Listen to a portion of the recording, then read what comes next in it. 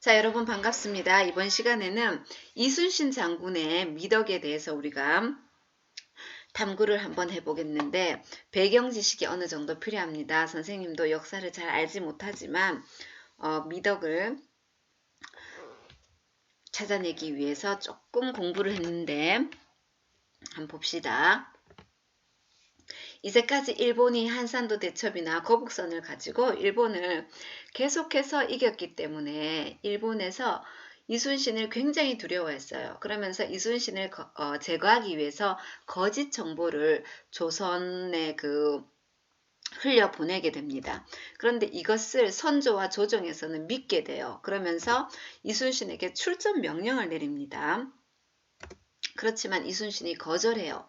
왕명을 거절한다는 것은 쉽게 할 수 없는 건데 이유가 있습니다. 이것은 적의 첩자가 제공한 정보인데 이걸 어떻게 믿느냐는 거예요. 이순신은 적들이 어떤 생각을 하고 있는지 벌써 그 음모를 파악하고 있었던 거예요. 그리고 또 하나는 만약에 선조 임금의 명령에 따라서 출전에 나가더라도 이길 수 없다는 거예요. 왜냐하면 이전까지는 전략을 가지고 했기 때문에 계속해서 이겼지만 지금은 엄청난 일본이 몰려오는데 거기에 전략도 세우지 않은 채 나가서는 감당이 안 된다는 거죠. 그러면은 지면 어떻게 돼요?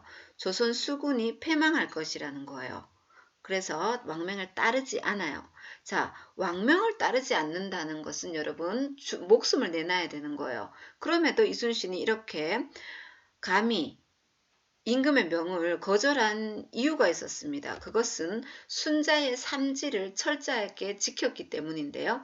이 순자는 중국의 춘추 시대의 학자인데 여러분 고등학교 가면 배울 겁니다.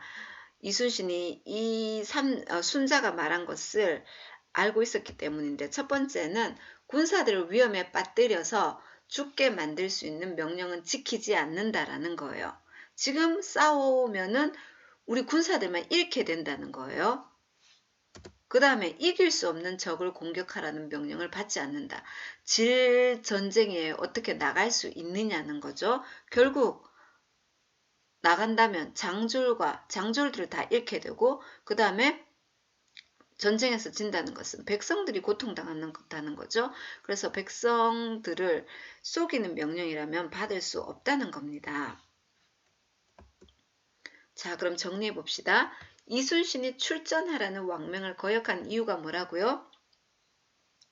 제가 방금 설명한 것을 한번 정리해 봅시다.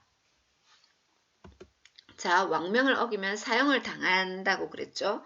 거의 당합니다. 당할지라도 뭐 때문에? 군사들의 목숨을 지켜야 되겠죠. 괜히 나갔다가 다 거기 바다에 수장된다면 어떻게 돼요? 수군이 없어지는 거죠. 수군은 지금의 해군이죠, 여러분. 군사가 없는데 군대가 있을 수 없겠죠. 군사를 잃어버린다는 것은 수군, 즉 지금의 해군이 완전히 사라진다는 거예요. 그래서 조선 수군의 패망을 막기 위해서 나가지 않았습니다. 자, 이것을 거역한 대가는 무엇이었느냐? 한양으로 압송을 당하여 고문을 당하게 됩니다. 우리가 이따가 영화를 잠깐 볼 건데 극심한 고문을 받게 돼요. 왕명을 거역한 대가로. 그 다음에 고문을 받고 이제 백위종군하여 내려오는 길에 어머니가 이순신을 만나러 오는 그 배 위에서 돌아가시게 돼요. 그런데 죄인의 상황이었기 때문에 이순신이 장례식도 치러주지 못하는 그런 아픔에 처하게 됩니다. 그리고 이순신이 이제 거절했기 때문에 대신 원균이라는 사람이 이 전쟁에 나가게 돼요. 그런데 칠천량 해전이라는 그곳에서 대참패를 하게 됩니다. 칠천량은 지금 거제도와 칠천도 사이를 말합니다. 그래서 완전히 지는 바람에 일본이 남해안을 완전히 장악하게 되는 형국을 맞이하게 됩니다. 자, 칠천량 해전의 비보를 우리가 졌다. 그래서 완전히 조선 수군이 패망할 위기에 처했다라는 슬픈 소식을 들은 이순신의 심정이 어땠을까요, 여러분? 자신이 6년 동안 키워온 무적 함대죠. 이 조선 수군이 하루아침에 괴멸했다 그래요.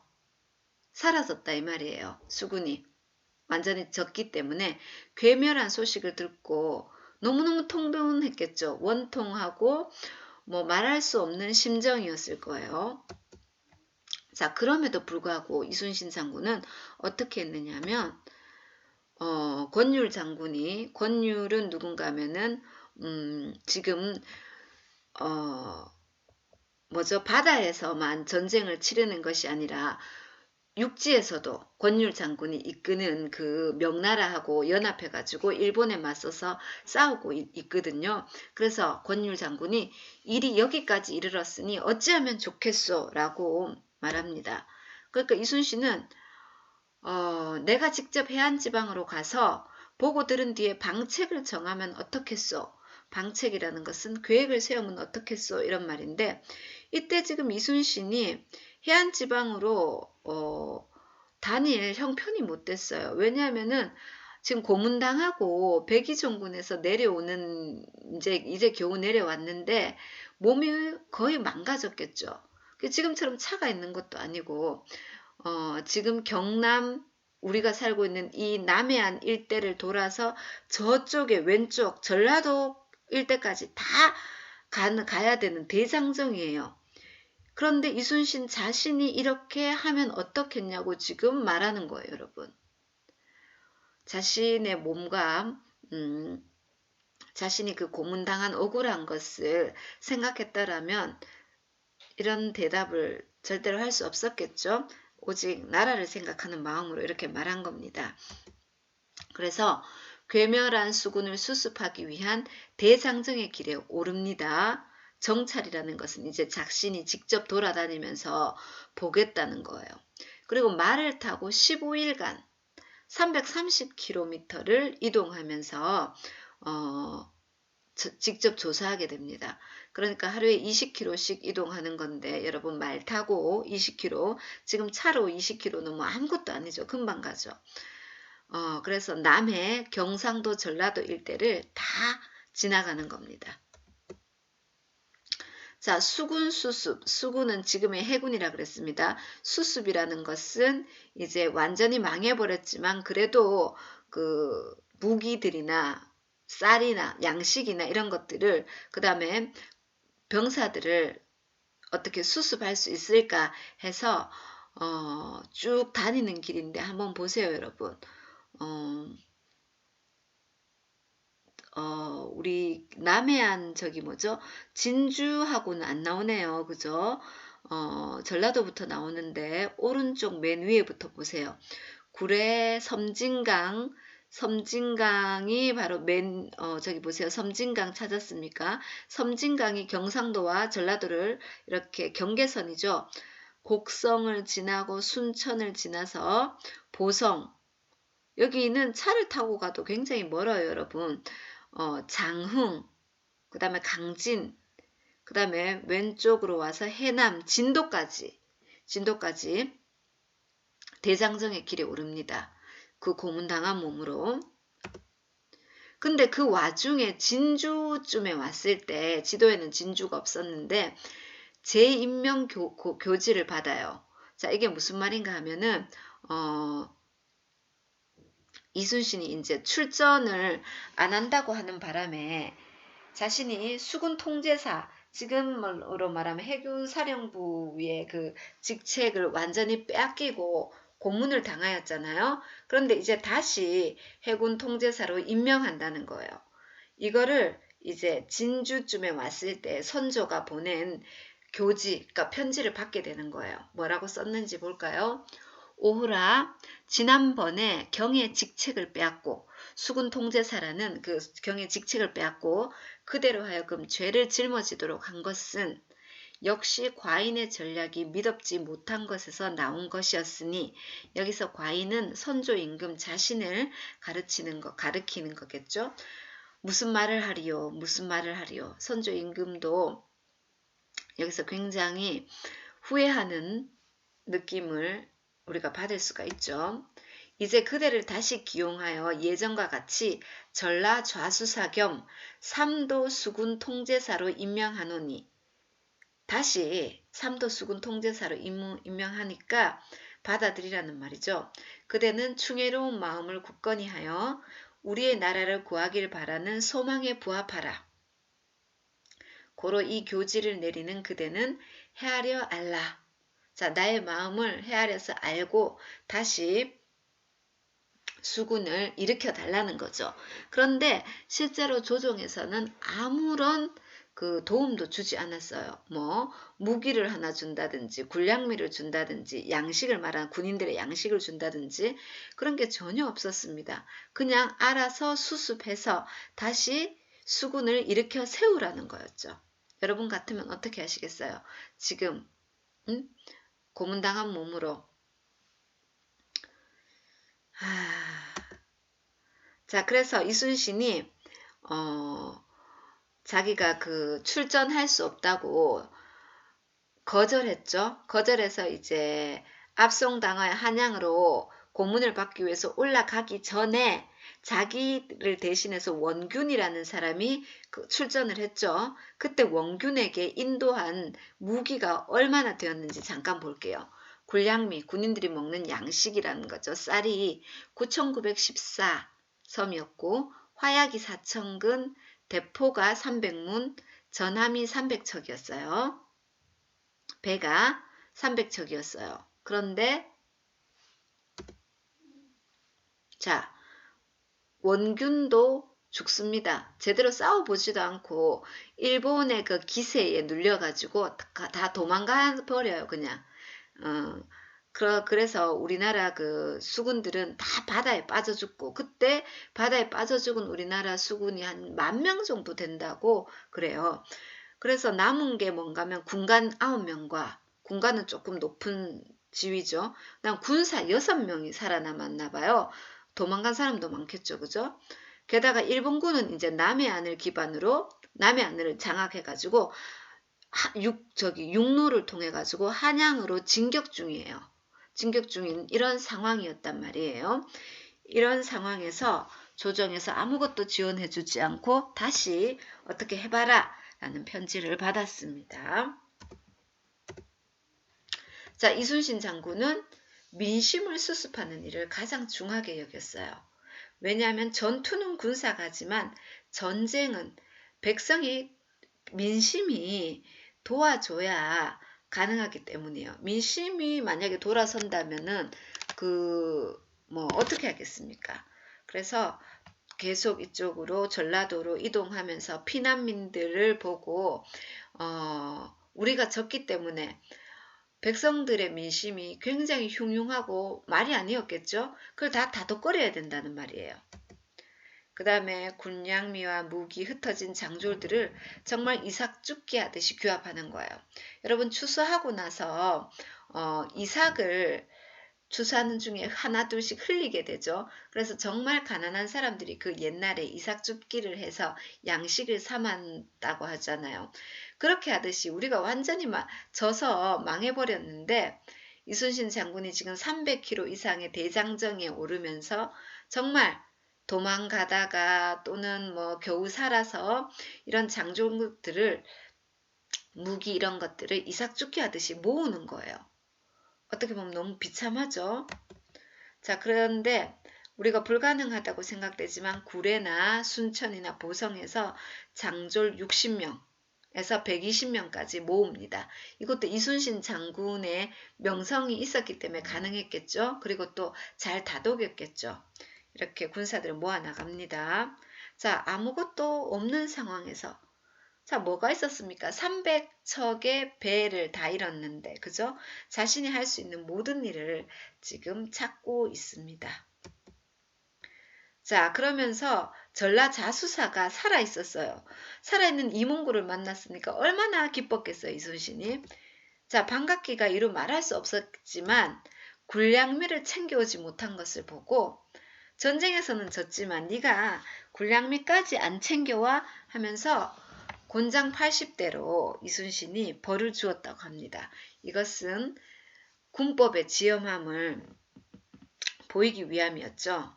실제로 이순신 장군은 군사들을 굉장히 사랑했지만 두려움에 떨고 있어서 이렇게 중간에 도망가거나 이런 군사들의 목을 가차없이 베었다 그래요.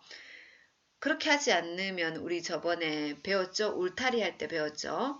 울타리가 없으면 군법이 없으면은 해이해지면은 뭘로 다스릴 거예요. 그죠? 안 되겠죠. 울타리를 이렇게 이순신 장군도 소중하게 생각했다는 겁니다. 그런데 보성쯤에 왔을 때 이제 겨우 경상도를 벗어나서 전라도에 진입했을 때 조정에서 내리는 황당한 교지를 받게 돼요. 뭔가 하면 수군을 포기하고 육군에 참전하라는 거예요. 해군을 포기하라는 거예요. 자, 이거는 왜 그런가 하면은 조정에서 들었겠죠. 300척의 배를 다 잃었다는 말을 들었겠죠. 그러니까 상식적으로 생각했을 때 배가 없는데 어떻게 바다에서 싸운단 말이에요. 그죠? 그러니까 이제 아예 수군은 포기하고 우리는 이제 바다에서는 끝났다. 권율 장군이 이끄는 육군에 가서 도와라. 이런 편지를 이순신에게 보낸 겁니다. 자, 이렇게 모렴치한 조정의 교지를 받고 이순신은 자신의 선택의 기준으로 두지 않아요.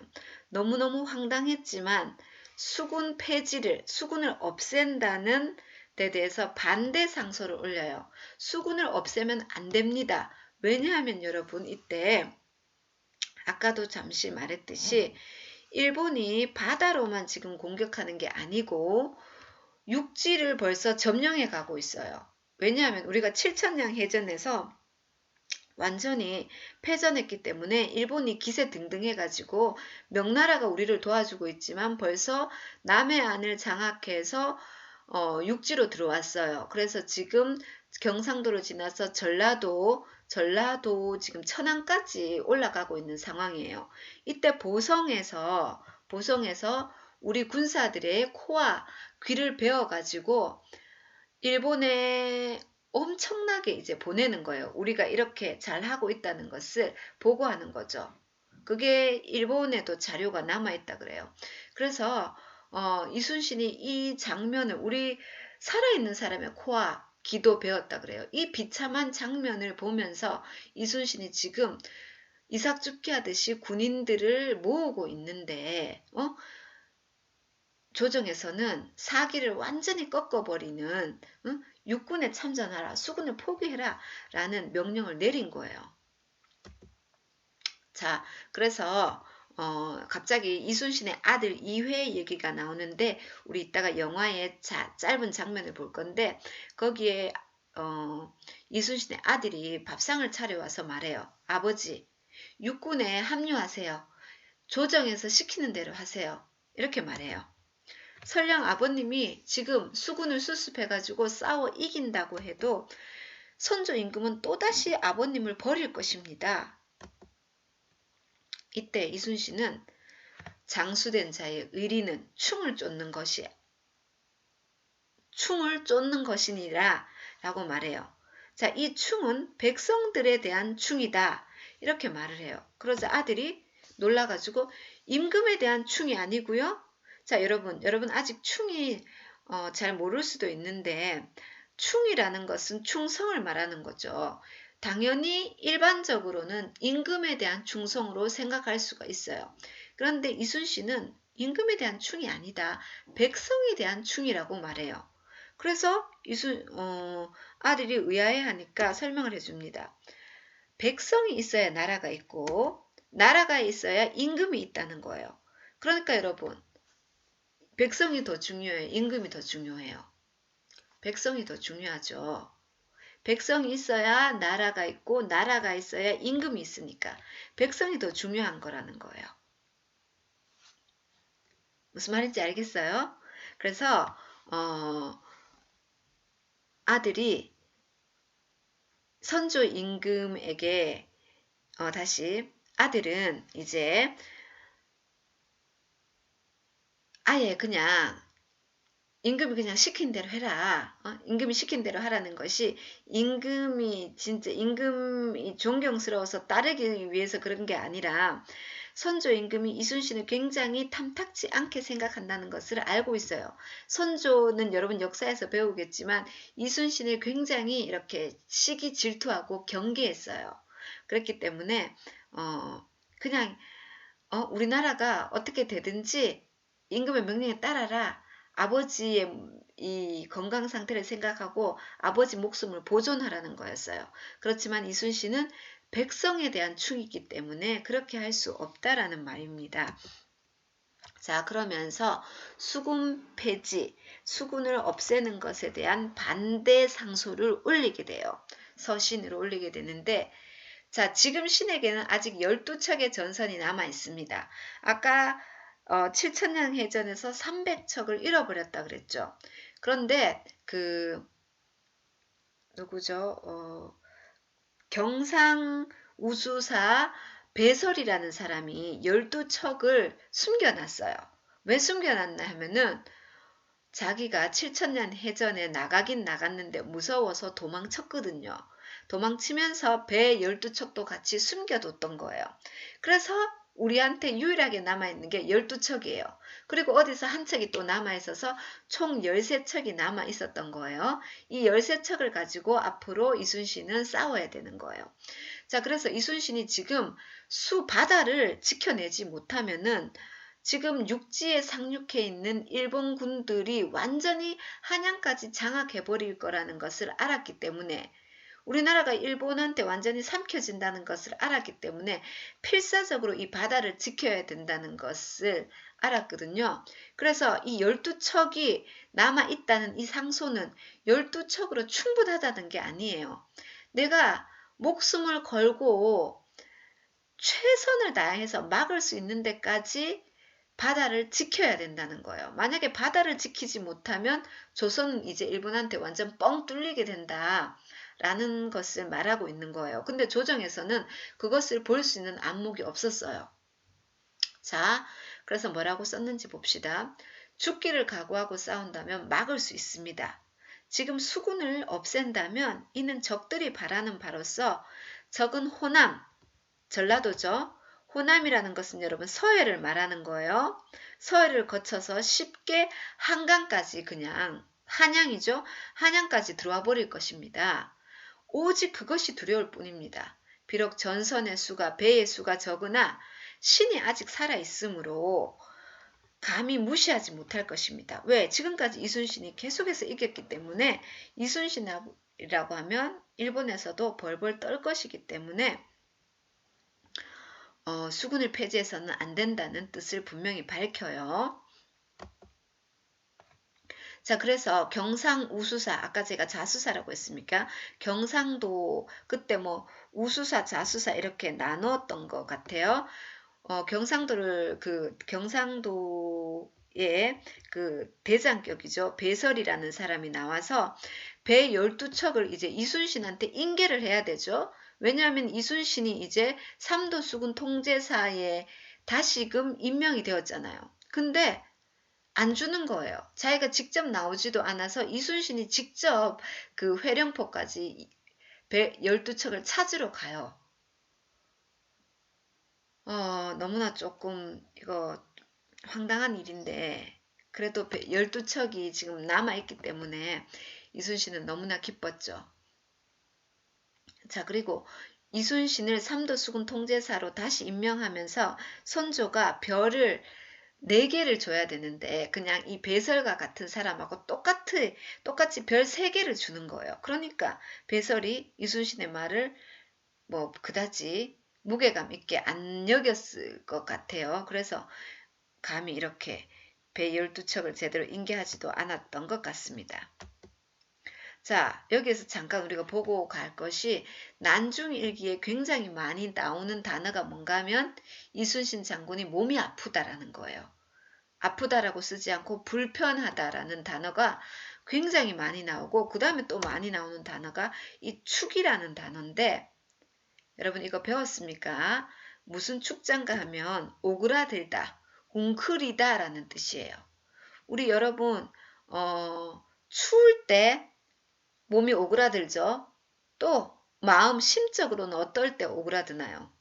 굉장히 뭐가 무서울 때, 두려울 때 마음적으로 오그라들고 웅크리게 되죠. 그죠? 심적으로. 그래서 이순신 장군이 너무너무 두려웠다는 거예요, 여러분. 신에게는 아직 12척의 배가 남아 있습니다. 라는 게 자신만만해서 그렇게 쓴 게 아니고, 어? 그때 300척을 잃어버리고 겨우 이 12척을 가지고 일본이 엄청난 300척, 330척을 이끌고 쳐들어와요. 이후에. 근데 우리는 12척을 가지고 맞서야 된다는 거예요. 그것 외에도 7천년 해전에서 완전히 패했기 때문에 군사들의 사기가 지금 완전히 바닥에 떨어져 있거든요. 그런 군사들의 사기를 충전해야 되는, 막 이렇게 업 시켜줘야 되는 입장에서 리더지만 본인은 얼마나 더 위축되고 두려움에 있었겠습니까? 우리가 이순신 장군의 인간적인 면모를 생각한다면 정말 눈물이 나오죠. 그래서 이것은 두려움을 말하는 거예요. 우리 수군 병사들에게만 있었던 두려움이 아니라 이순신 장군도 사실은 굉장히 이렇게 두려움 속에 있었다는 것을 알 수 있는 부분입니다. 그래서 이제 12척으로 명랑해전을 벌이게 되는데 우리 영화 명랑이 있었죠. 자, 명랑이 도대체 어디에 위치하고 있는지 한번 봅시다. 남해안의 맨 왼쪽이에요. 왼쪽에 전라남도가 보이죠. 전라남도에 땅끝마을 해남이 있어요. 해남하고 진도 사이에 아주 좁은 수협, 명랑해협이 있어요. 요 좁은 수협에서 쌓은 게 명랑대첩이에요. 자, 진도 왼쪽으로는 바로 세월호가 일어났던 곳이에요. 그래서 이 명랑해협은 남해안과 서해안이 만나는 지점이기 때문에 물살이 굉장히 세웠다 그래요. 그래서 이 명랑이라는 한자의 뜻이 물살도 울고 간다라는 뜻이래요. 물살이 너무 세기 때문에 남해안과 서해안이 만나는 지점이기 때문에 그래서 이순신 장군이 12척의 배로 작전을 어떻게 짰냐면은 이 명랑해협에서 12척을 딱 대고 일본의 배를 유인하는 거예요. 여기 이 좁은 그리고 물살이 이 센 곳에서만 작전을 가지고 일본의 330척을 이길 수 있었던 거죠. 작전이 없다면 이길 수 없는 거죠. 그죠? 자, 다시 한번 보도록 하겠습니다. 이게 지금의 지도인데 전라남도 보이죠, 여러분? 해남이 여기죠? 해남과 여기 진도 있죠? 진도 사이에 요 좁은 해협, 명랑해협에서 이제 일본이 요쪽으로 들어오도록 일본을 유인해야 돼요. 그 다음에 이 왼쪽으로 가면은 여기도 물살이 너무 세기 때문에 우리 저기 뭐죠? 세월호가 어처구니 없이 여기서 사고를 당했죠. 자, 다시 한번 지도가 나옵니다. 여러분들 여기 진도 울돌목이라는 곳이 나오죠. 울돌목, 이거는 우리 말인 것 같은데 물살이 세다.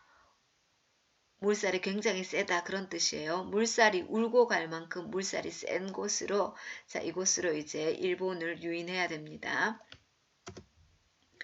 자, 다시 한번 지도가 나옵니다. 전라남도 해남과 진도 사이에 요 좁은 해협에서 여기가 명랑해협인데 여기에서 이제 일본과 붙게 됩니다. 명랑해전 영상은 이따가 보여드릴게요. 자, 이때 해전에서 이 좀 큰 배가 우리 배입니다. 이게 판옥선이라고 그래요.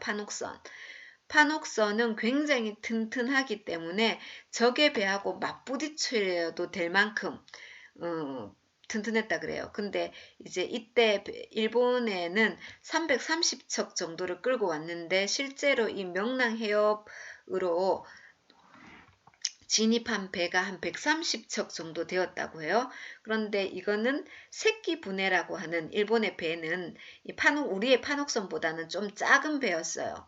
그래서 이렇게 사다리를 대갖고 우리 판옥선에 올라와서 이제 싸우는데 이거를 공성전이라고 하는데 이 사다리를 댈 때 이제 이 밑에 물살이 엄청 세기 때문에 여기 사다리로 올라오는 일본의 병사들이 많이 흔들려서 죽었고, 그 다음 이때 이제 우리의 판옥선 이 사이로 대포를 발사하면서 거의 다 막 떨어뜨려서 죽인 거죠. 이때도 이제 일본 병사들이 한 10,000명 정도 이 해협에서 목숨을 잃었다고 합니다. 그래서 여러분, 물론 이제 일본의 대장들이 이때 3명이 나와요. 이순신을 절대로 만만하게 볼 수 없기 때문이죠. 그래서 대장들이 탄 배는 이 새끼 분해보다 훨씬 큰 배였죠. 그렇지만 이제 대장도 여기서 이제 한 명이 죽어요. 일본의 그 대장이. 그러면서 영화에 보면은 그 대장의 목을 잘라가지고 일본 군사들의 사기를 떨어뜨리기 위해서 이순신 장군이 높이 매달아요. 그러니까 일본 병사들이 벌벌 떨겠죠. 근데 이때 문제가 뭔가 하면은 우리가 지금 거의 이순신 장군이 탄 배 1대 이순신 장군이 탄 이 대장선 한 대로 물살이 바뀔 때까지 우리는 역류하는 방향에 서서, 그러니까 역류한다는 것은 물결을 거스를 수 없다는 거죠. 그 힘든 상황 속에서 이순신이 탄 배 한 척으로 일본의 배를 다 막아낸 거예요. 왜냐하면 우리가 그때 13척이 나갔다고 해요, 총. 근데 12척들은 너무 두려워가지고 우리 7천량 해전에서 진 경험 때문에 앞에 나오지를 않았대요. 저 뒤에 달아날 자세로, 태세로 저 뒤에 거의 도망치다시피 이렇게 물러나 있었다 그래요. 그런데 이순신 장군이 이제 이기는 것을 보고 드디어 우리 배 2척이 와가지고 같이, 그러니까 130대 3으로 싸운 거예요, 여러분. 너무 대단하죠? 작전이라는 것도 중요하고 죽기 살기를 다해서 싸웠던 거예요. 자, 그런데 이때는 우리나라 병사들이 별로 목숨을 잃지 않았습니다. 그래서 일본이 처음에는 자기들이 이순신이 배 12척을 대고 있으니까 오라 잘됐다 하면서 유인해서 들어왔겠죠. 유인을 당하여서 들어왔는데 처음에는 자기들한테는 순유였어요. 물이 거스르는 물결이 아니었단 말이에요. 근데 한 오전 12시를 기점으로 물살이 바뀌니까 자기들이 역류잖아요. 진입은 했는데 역류니까 꼼짝없이 당하고 만 거예요. 그래서 이 작전을 참 잘 세웠기 때문에 이렇게 이길 수 있었다는 겁니다. 네, 여기까지 이제 설명을 다 들었는데, 이제 이순신 장군에게서 배울 미덕이 충직함과 용기인데, 그것은 우리가 그 수첩에 조금 정리를 해야 되기 때문에 학교에 와서 충직함과 용기에 대해서 우리가 다시 짚어보도록 하겠습니다. 수업은 여기까지 하고, 영화 명랑 리뷰한 것인데 한 10분 정도 여러분들이 영상을 보고 마치도록 하겠습니다. 아버님, 회입니다. 벽파진 관아 숙실에 아들 회가 밥상을 들고 들어옵니다. 젓갈과 김치, 생선 한 조각이 올려진 소박한 밥상. 그나마 병안이 깊어 밥 대신 죽을 먹어야 하지만 큰아들과 마주 앉아 식사를 하게 된 장군은 아버지로서의 마음을 솔직히 말합니다. 함께하니 좋구나. 하지만 아들 이회는 아버지 걱정에 밥숟갈을 들 생각조차 못합니다. 아버님, 말하거라. 이제 다 죽고 12척만이 남았습니다. 설령 저 미력한 군사들로 전장에서 승리한다 한들 전투에서 이긴다 해도 임금에게 버림받을 확률이 높은 상황. 그럼에도 불구하고 이순신 장군이 목숨을 걸고 전장에 나가야만 했던 이유는 과연 무엇이었을까요?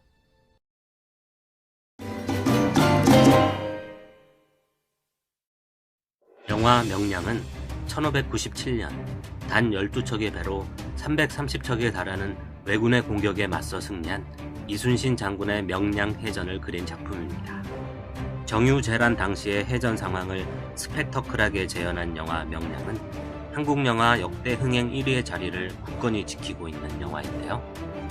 불세출의 영웅 이순신이 왜 충무공이라 불리는지를 알 수 있는 인상적인 식탁신이 있어서 영화의 식탁에서 소개해드리고자 합니다.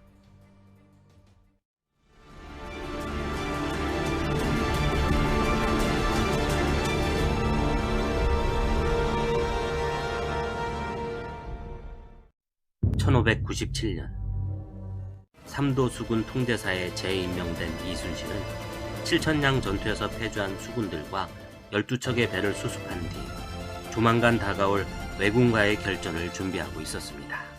아버님, 회입니다. 아들 이회가 밥상을 들고 들어옵니다. 젓갈과 김치, 생선 한 조각이 올려진 소박한 밥상 앞에 마주 앉은 두 사람. 남은 군사들을 육군에 넘기시고 병안이 깊어 더 이상 임무를 수행할 수 없다 하십시오. 네가 상감에 대한 원한이 깊구나.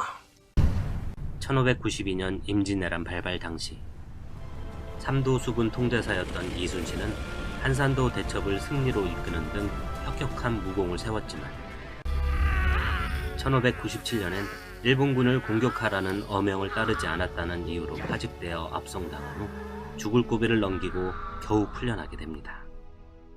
그러니 아들 입장에선 아버지 이순신의 목숨까지 거두려 했던 임금이 밉지 않을 수가 없는데요. 아버님, 이제 다 죽고 12척만이 남았습니다. 설령 저 미력한 군사들로 전장에서 승리한다 한들 임금은 반드시 아버님을 버릴 것입니다. 아버님은 왜 싸우시는 겁니까? 임금을 위해 목숨까지 바칠 필요가 없다고 생각하는 아들 이회. 하지만 이순신 장군이 품고 있는 전투의 명분은 아들의 생각과는 전혀 달랐습니다. 의리다. 저토록 오렴치한 임금한테 말입니까? 무릇 장수된 자의 의리는 충을 쫓아야 하고 충은 백성을 향해야 한다. 군신유의라는 유교적 가치관을 깨는 장군의 파격적인 발언에 젊은 아들조차 놀라지 않을 수가 없는데요. 임금이 아니고 말입니까? 백성이 있어야 나라가 있고 나라가 있어야 임금이 있는 법이지. 기존의 전통적 가치관과는 상반된 것이지만 이순신이 장군으로서 싸우고자 하는 명분은 확고했습니다. 임금이라는 단 한 명을 지키기 위해서가 아니라 백성이라는 민초들을 지키기 위해서 목숨을 걸고 싸움에 나서야 한다는 것. 그 백성은 하지만 아들 이회는 백성들의 존재를 그저 미천하게만 볼 뿐인데요. 저 살기만을 바랄 뿐 아무것도 기대할 것도 없는데도 말씀이십니까? 아비의 깊은 뜻을 제대로 헤아리지 못한다고 해서 아들을 타박하지는 않습니다. 그 대신 장군은 밥 한 술의 소중한 만큼은 아들에게 제대로 가르쳐 주는데요. 밥술 마저 뜨거라. 아까운 밥이다. 밥 한 술조차도 아까워할 줄 아는 마음을 가진 장군이기에 풀 한 폭이나 다를 바 없는 백성들도 지켜주려고 했던 것 아닐까요? 조선 수군의 단 12척의 배만 남은 절망적인 상황. 전세가 악화되자 수군을 포기하고 권율 장군이 이끄는 육군에 합류하라는 어명이 내려오지만 이번에도 이순신은 임금의 어명을 그대로 따를 수는 없었습니다. 이미 한번 어명을 어기는 바람에 극심한 고초를 겪으며 목숨까지 잃을 뻔했으면서도 이순신은 다시 한번 임금에게 간곡한 상소를 올립니다. 아직 신에게는 12척의 배가 남아있사옵니다. 죽을 힘을 다하여 싸우면 오히려 할 수 있는 일입니다. 신이 살아있는 한 적들은 감히 우리를 업신여기지 못할 것이옵니다.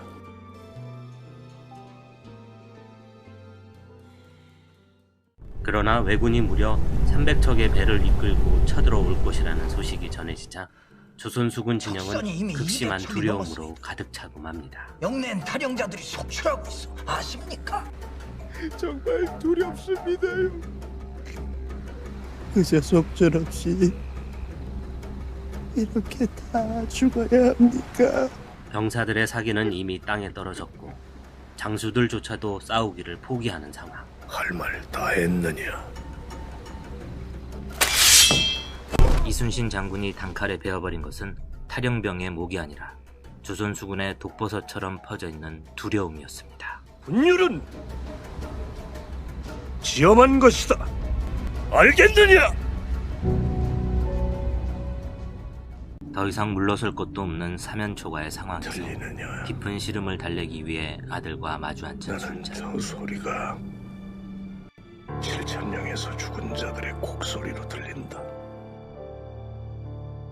아버님의 보관은 정녕 저 구성뿐이옵니까? 보관이 제 아무리 문제가 백전노장인 이순신 장군이지만 아니라 문제는 이토록 절망적인 상황 이미 앞에선 독버섯처럼 퍼져버린 그 역시 불안하지 않다 할 수가 없었습니다. 두려움이 문제지. 도저히 살아날 길이 없을 것 같은 일생일대의 전투를 앞두고 그는 두려움을 극복할 수 있는 방안을 고민하고 있었습니다. 극복할 방안이 있겠습니까? 극복할 수 없다면 어찌하면 좋습니까? 아버님께서는 대체 이용할 수는 있을 것이다. 두려움을 극복할 수는 없어도 두려움을 이용할 수는 있다고 믿는 이순신. 두려움을 말입니까? 그는 단지 병법과 지략만으로 전투를 준비하는 장수가 아니라 인간의 마음까지도 꿰뚫어 볼 줄 아는 해안을 지닌 장군이었습니다. 두려움은 필시 적과 아군을 구별치 않고 나타날 수가 있다.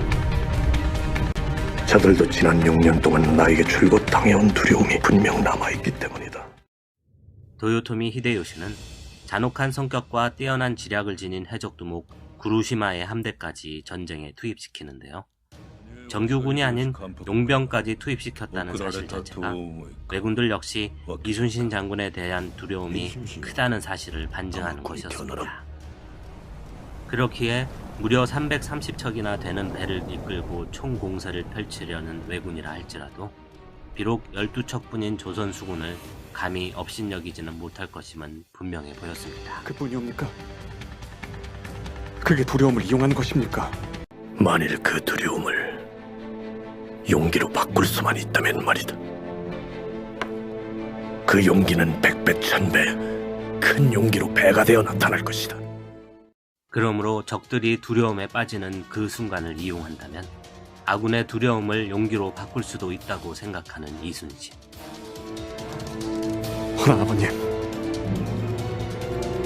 극한 두려움에 빠진 저들을 어떻게 그런 용기로 바꿀 수 있단 말입니까?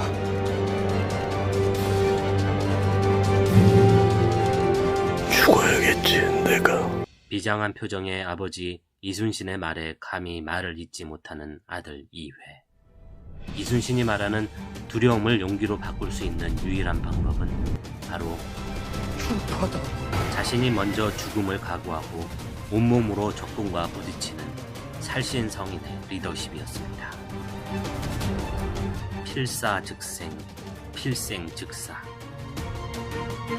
명량대첩이 있기 하루 전날 이순신 장군이 직접 썼다는 이 문장에는 전장으로 향하는 장군의 비장하고 위대한 정신이 고스란히 담겨져 있습니다. 살고자 하면 필히 죽을 것이고 또한 죽고자 하면 살 것이니 병법에 이르기를 한 사람이 길목을 잘 지키면은 1000명의 적도 떨게 할 수 있다 하였다. 바로 지금 우리가 처한 형국을 두고 하는 말 아니더냐. 이순신 장군이 온몸으로 보여주는 필사즉생의 리더십은 조선 수군의 두려움을 용기로 바꾸었을 뿐만 아니라 전투를 지켜보는 백성들의 마음까지도 감화시켰습니다. 이순신의 대장선이 절체절명의 위기에 빠졌을 때 아무것도 기대할 수 없었던 백성들이 모두 나서서 대장선을 구해내는 장면은 백성에 대한 의리를 지키려 했던 장군에게 백성들도 나서서 의리로서 보답했다고 할 수 있을 것입니다.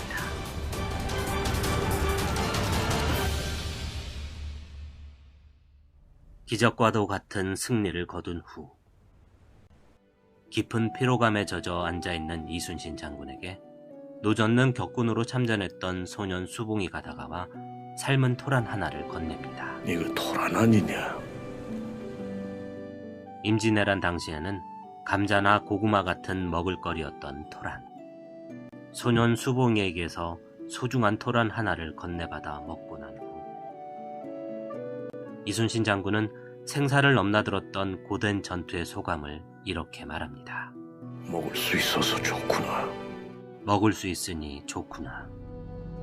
아마도 이 말은 인간의 생명과 존엄이 가장 위협받는 전쟁의 한가운데에서 살아남은 자만이 누릴 수 있는 삶의 기쁨을 함축적으로 보여주는 한마디일 것입니다.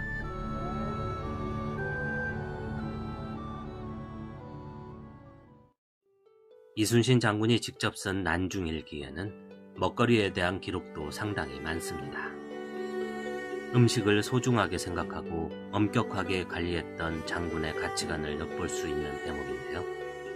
하지만 전장에서의 스트레스로 인해 위장이 나빴던 이순신은 온백원이라는 약을 먹어야만 했기에 어떤 음식인들 그리 많이 즐기지는 못했을 거라 짐작되니 참으로 안타까울 뿐입니다. 역사는 이순신을 전쟁의 위기에서 나라를 구한 민족의 영웅으로 기록하고 있습니다. 하지만 400년이 지나도록 이 땅의 백성들이 그의 이름을 잊지 않고 기억하고 있는 이유는 그가 백전불패의 승리를 이끈 불세출의 전쟁 영웅이기 때문만은 아닙니다. 단 한 명의 임금이 아니라 조선의 백성들을 지키고자 전장에 나섰던 충직한 장군이었기에, 또한 필사즉생의 자세로 병사들의 마음까지도 움직일 수 있었던 진정한 수장이었기에, 그리고 무엇보다도 이 땅에 살고 있는 여느 백성들처럼 아까운 밥이다. 밥 한 술도 소중하게 아끼고 토란 하나라도 감사할 줄 아는 마음을 가진 사람, 먹을 수 있어서 좋구나. 그리고 전쟁의 신이라고 불리기까지 했지만 누구보다도 삶의 소중함을 아는 고결한 인품을 가진 사람이 바로 이순신이었기 때문일 것입니다. 어찌 알고.